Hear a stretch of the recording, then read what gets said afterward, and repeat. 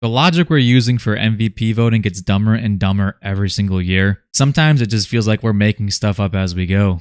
I'm going to show you some logic applied from previous seasons, and I'm going to show you why the current frontrunner for MVP doesn't even really belong in the conversation, but Mr. Dak Prescott does. Here we go.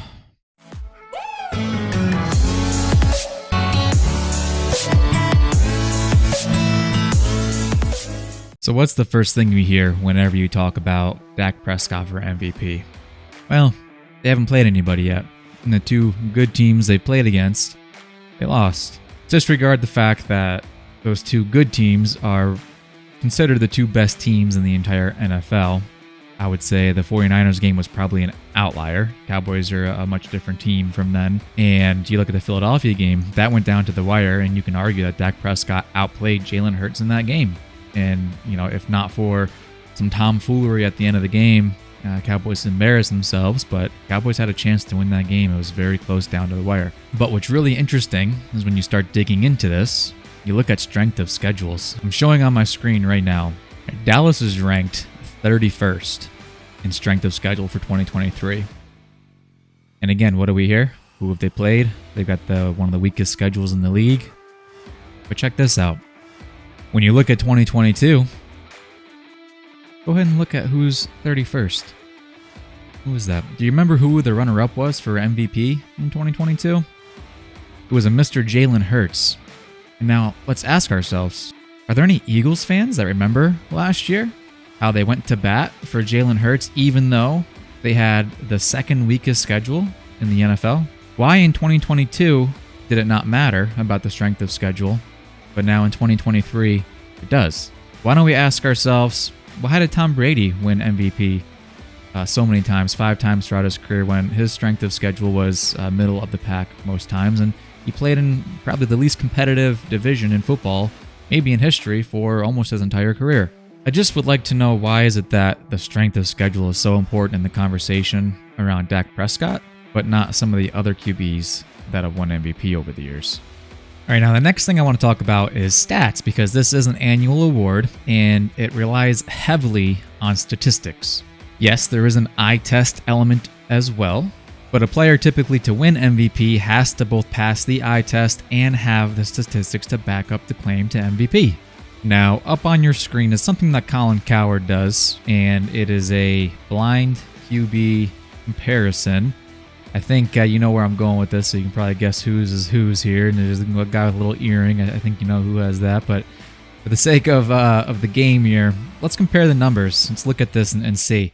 So let's compare the guy on the left here. So ranked 11th in passing yards, passing touchdowns ranked 13th, completion percentage ranked 10th, passer rating ranked 12th, QBR is 6th, EPA is 5th, and then interceptions, he has 10 plus 6 fumbles. So that means he's ranked 5th for the most interceptions in the NFL. Guy on the right, passing yards, he's ranked 6th. Passing touchdowns, ranked 2nd. 2nd in completion percentage, 2nd in passer rating, 2nd in QBR, 4th in EPA. And when you look at interceptions, he's 16th in interceptions with 6, and he has 1 fumble season. Can you guess who is who? Yes, my friends, the guy on the left is Jalen Hurts, the guy on the right is Dak Prescott, and as you can see, the numbers bear it out. It's not even close. I mean, the numbers that Jalen Hurts is putting up as a quarterback, forget the running. We'll talk about that in a second because it is an element, and I want to show you why that's kind of an important element to discuss as well. But in terms of a passer, a quarterback, Jalen is not really putting up any sort of numbers that are impressive at all. In fact, he's just dying to turn the ball over. And you see oftentimes these games with the Eagles are very close because Jalen and the receivers aren't in sync. The offense isn't clicking. And if the ground game can't get going, the offense is kind of spinning their wheels in mud. Now, I told you we'd talk about rushing, right? So this is pretty interesting, and this is why it's so important to look at the games, not just the stat sheet, because it has to pass the eye test as well. But occasionally you get a nice little stat like this that pops up on one of these shows, and you got to save it for this very reason. When you look at the amount of touchdown runs these players have, because you want to go by when you're looking at the stats and how they're performing and all that and their contributions to the team, you want to look at total touchdowns, not just passing touchdowns, right? So Dak has 2 rushing touchdowns. He has 28 yards rushing on both of those touchdown runs combined. When you look at Jalen, he's got 11 rushing touchdowns. And if we do some quick math here, 33 divided by 11. That's 3 yards for a rushing touchdown, meaning he's getting that tush pushed right into the end zone. So is that a scheme thing? Is that a player thing? Well, there's not many teams that can really run the tush push successfully, but Philly seems to figure it out. And I err more towards it's a scheme thing. The guy planks on top of his center and guard and gets pushed in. Crowd surfs his way in with the tight end and the running back pushing him in the back. So no, I don't really think it's a player thing. I think that's a great play. I think it'll probably be discontinued next year by the league if I had to guess. But Jalen Hurts, if you look at that last stat, he has 8 one-yard touchdown runs. 8 of them.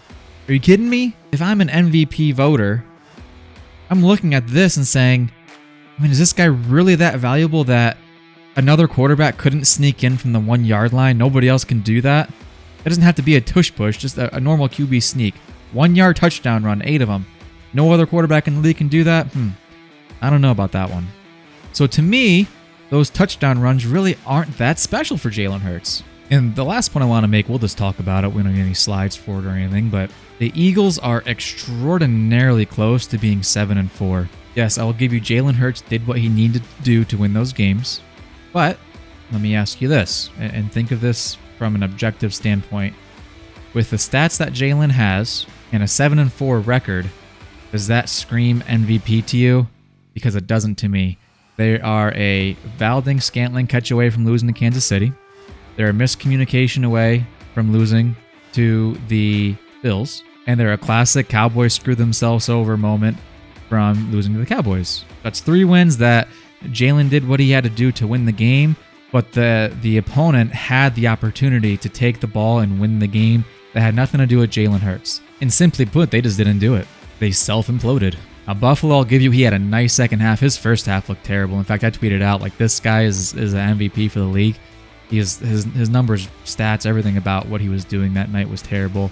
Came back, had a good second half, so I'll give him some credit there. But again, Bills win that game. A, if the officiating wasn't just absolutely atrocious, and you can't even debate that fact.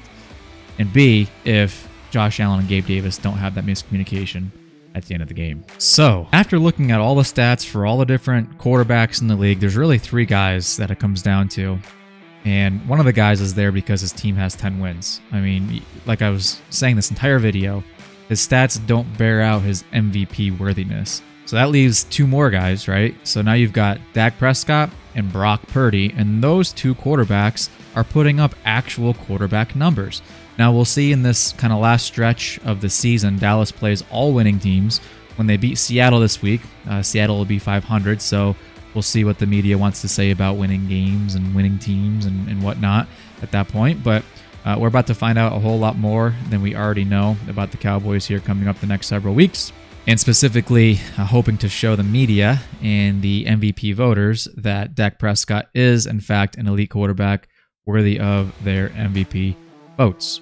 Now, I appreciate you watching the video here today. I'm considering putting out another video dissecting the actual passing attack of Dak Prescott versus Jalen Hurts, for the sake of removing Jalen from the conversation, because when you look at his reads, you look at how that offense is run, it's very simple, very scheme-based, and at some point, the scheme is going to get figured out, I would think, and Jalen's going to have to evolve as a passer, meaning pre-snap audibles, pre-snap reads, more than 2 reads and take off on a play.